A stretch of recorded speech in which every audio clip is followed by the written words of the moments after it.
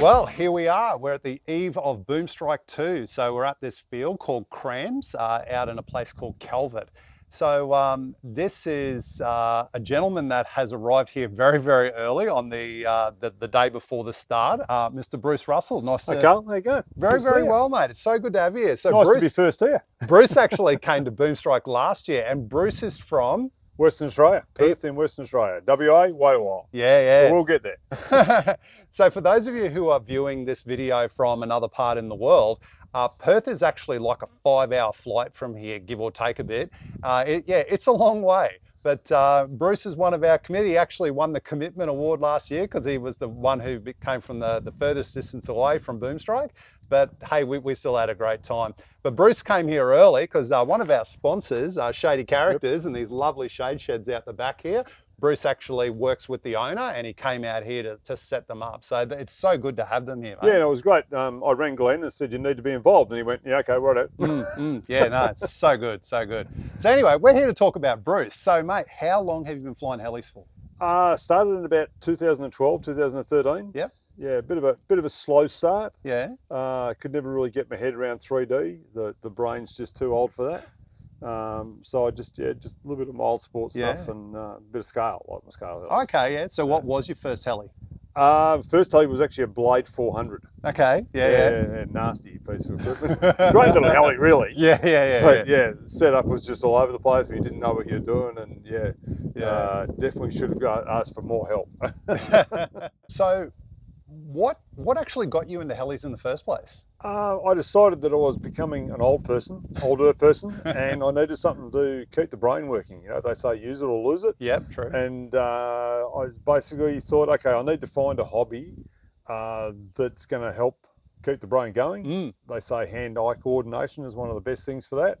And I was at the park with my daughter watching her play t-ball, and I could hear this really weird noise in the background, this beating of air. Yeah, right. And it was, this guy throwing this heli around, doing a bit of 3D stuff in the adjacent park. And I went, yeah, that's mad enough. Okay. That looks like fun. That looks like that'll keep the brain going. Fantastic. So yeah, that's why I got into it. Okay, so no simulators back then? Oh no, there was, but I've never been into sims, don't like sims. Okay. I don't know why. So trial by fire for you. Trial by fire, yeah. Try and get a Blade 400 to lift off the ground and put it in the ground. Several absolutely. times. Yeah. Before we got out the training legs and worked it that way, and then actually went back to them Blade 130s, and we used to fly the Blade 130s around. That's where I sort of got most of my training, because in Western Australia we have some pretty big winds. It's one of the, I think it's the 5th windiest city in the world. Yes, I've experienced that a little myself. Blade 130. It goes well with the wind. It's like a yacht. You got to tack it to get it back against the wind. So so basically learnt to fly with one of those things. Yeah. And then sort of just went from there. And then someone said you really need to get a bigger heli. Wow. So I went across to Logo, and most of them are normal helis, pod and boom helis. Are Logos now. Yeah, wow. So, well, Mikado being a gold sponsor of Boomstrike, they've got their brand new Logo 700, so we can't wait to see CD. So one of the things that Bruce is quite passionate about, he's passionate about scale. So you can see the tail sitting there. So let's have a bit of a look. So Bruce, what is this? So this is an AH1 Cobra. It's basically a development of the UH1 Iroquois. Yep. And it was developed pretty rapidly in the mid-60s as a support helicopter, an attack helicopter for the Vietnam War by the US troops. Right, okay. So yeah, it was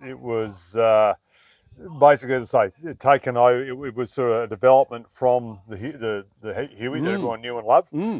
They just needed something with a bit more speed, and a lot more firepower. It looks a lot more aggressive, that's for sure. Definitely a lot more aggressive. Yeah. So how long have you owned this? I've owned this for about 3-4 years, but I've only actually had it together and flying for about 18 months. Yeah, right. So the original owner, as I understand it, is Glenn from over here in Queensland. Yep. So I'm looking forward to catching up with him, and I'm sure that he's looking forward to seeing his old heli. He had some great scale models at Boomstrike last year, actually. He did, yeah, which I actually bought another one of them. I bought the 407 off him last year, and then ended up in Perth as well.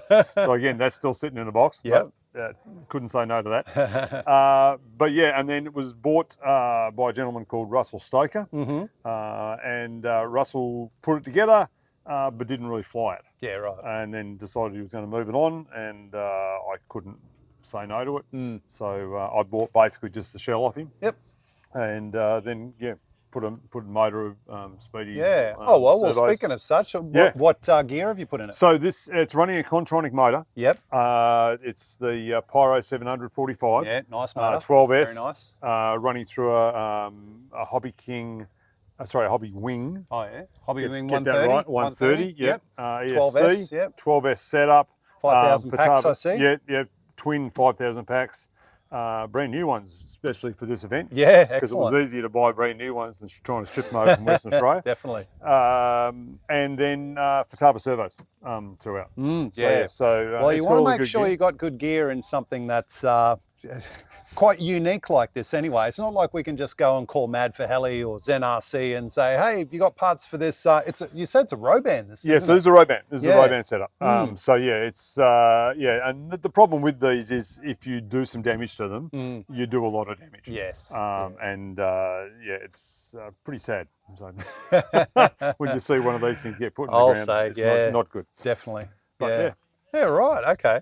So you've done a lot of work to this. So this is the base. This bit of timber here is the base of the container that you put it in when you brought it over here. But what I understand is it's got another purpose. Well, there's a plan for another purpose. Right. We'll have to see how that goes. Okay. But yeah, so I had to build something solid to get it shipped over here from Western Australia on the aircraft so that it didn't get damaged.